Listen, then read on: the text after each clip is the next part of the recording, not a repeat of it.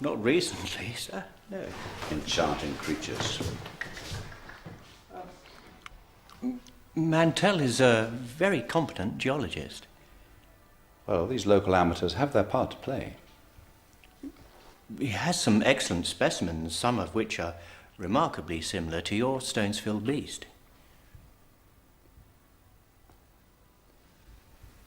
I myself am about to publish my definitive account of the Stonesfield beast.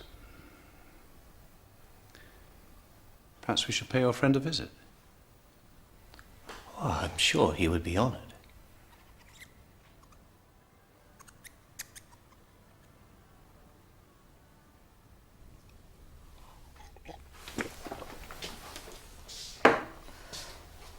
Get back.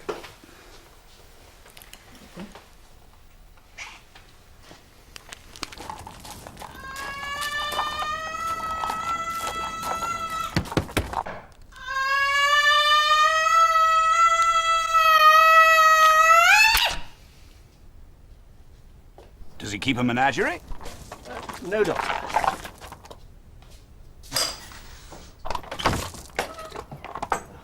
Lyle. Dr. Buckland. Mantell, your fame spreads far and wide. Well, come in, gentlemen.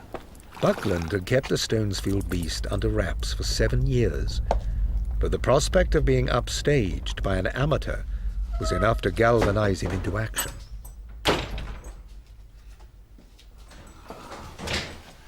Oh, splendid, splendid. To what precisely do I owe the pleasure, gentlemen? I feel that it's time, high time, that my lengthy researches and still lengthier cogitations into the subject of the Stonesfield beast are unveiled to an expectant world. I see. Now, I understand from Lyle, and of course from your own estimable writings, that you have an extensive collection of the remains that I intend interpreting for science. Mantell has better fossils than we have at Oxford, Doctor. Capital. Capital. Well, then, of course, Mantell, you must show them to me. In the interests of scholarship. We are all equal citizens in the Republic of Learning. Of course. You will, of course, receive all due credit for your contribution.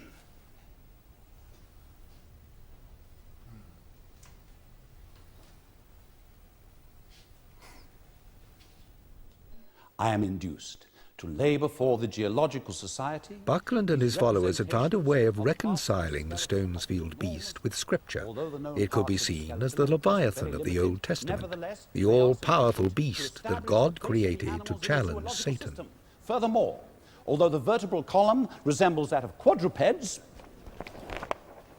the teeth show the creature to have been egg-laying, oviparous, and to belong to the order of saurians or lizards. The largest thigh bone of this animal in the museum at Oxford is 2 feet 9 inches long, with a circumference of nearly 10 inches at its central or smallest part. From these dimensions, as compared to the modern lizard family, a length exceeding 40 feet and a bulk equal to that of elephants 7 feet high seems likely. But the proportions fall very short of another thigh bone of the same species which has been discovered in the sandstone near Cuckfield and is preserved in the valuable collection of Gideon Mantell, Esquire of Lewes. The measurements of his specimen suggest an even larger creature, larger than any known living animal. In recognition of the enormous magnitude this saurian attains, I have ventured to assign to it the name of Megalosaurus.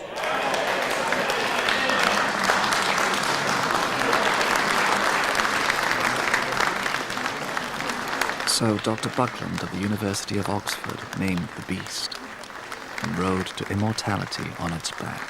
Gentlemen, are there any other matters? Gideon Mantell of Lewes. Some time ago I brought to the Society's attention evidence for an herbivorous lizard of a magnitude probably exceeding that of the Megalosaurus that Dr. Buckland has so ably described.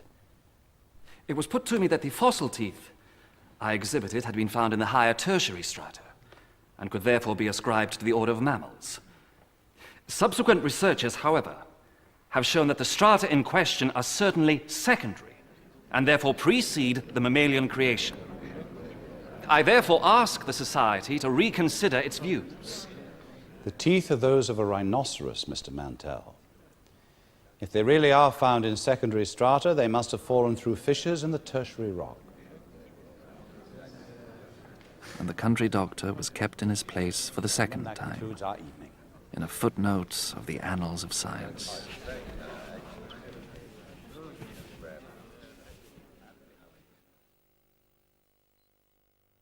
Dr. Mantell.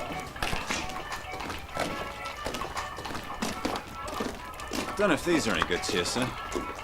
One of them's only a little one. Though rejected for a second time, Mantell was about to get the proof he needed. This is a young tooth. Oh, sorry, you prefer the old ones. No, this is excellent. The tooth was ridged around the crown, and the older tooth showed a socket at the root where a new tooth was growing to replace it, typical of a reptile. You can see where it's pushing the old tooth through. Do you say so, sir? That's what reptiles do. All the teeth you can find. All the teeth you can find.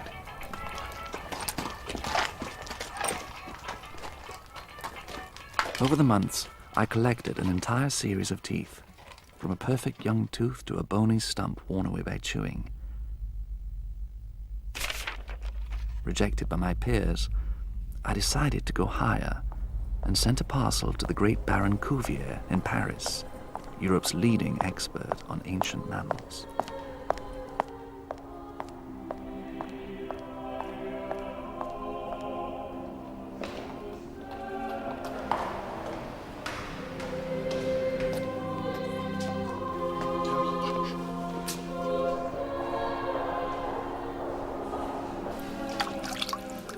In the name of the Father, and of the Son, and of the Holy Ghost, and in me, Anna Matilda. My darling baby Hannah is welcomed into the arms of God.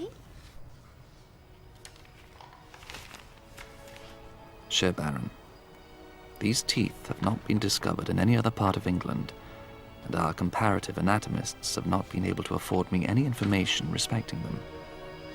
I have therefore been most anxious to place them in your hands, confident that they will be fully investigated. I have collected a most interesting series, displaying every gradation of form.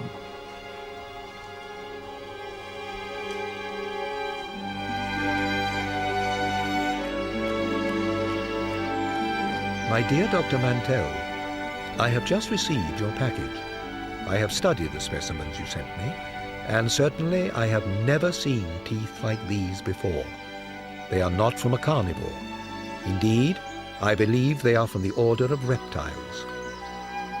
Might we not have here a new animal, an herbivorous reptile?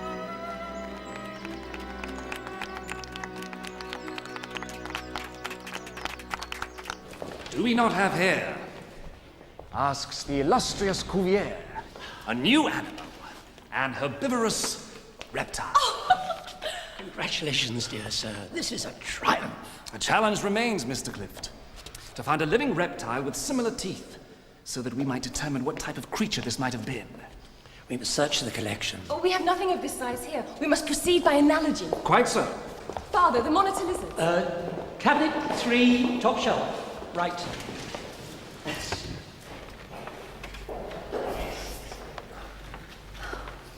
Yes, perhaps.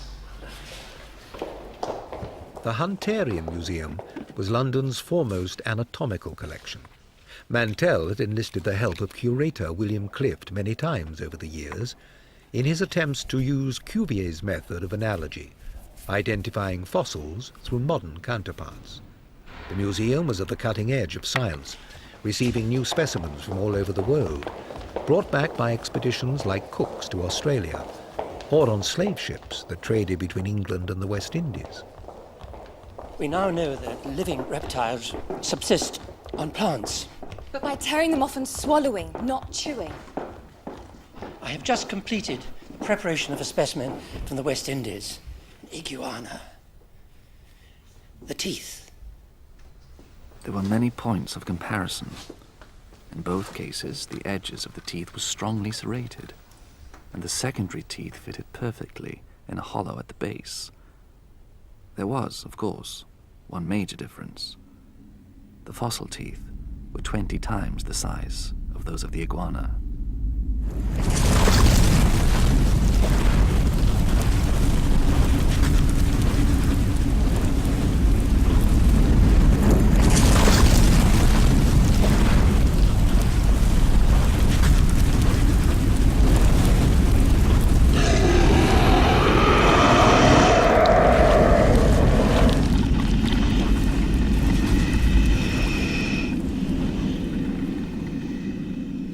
Snubbed twice at the Geological Society, Mantell took his new findings to the Royal Society, England's most prestigious intellectual forum. Cuvier's endorsement of Mantell created a remarkable change in the scientific establishment's attitude towards him. Consider an estuary, formed by a mighty river flowing in a tropical climate, through a country clothed with huge palms and ferns, inhabited by turtles, crocodiles, and other amphibious reptiles. The largest among them is a giant creature of the lizard tribe, 3 or 4 times as large as the largest crocodile, with jaws and incisor teeth equal in size to that of the rhinoceros, and crested with horns. Because of the resemblance of the fossil teeth to our modern iguana,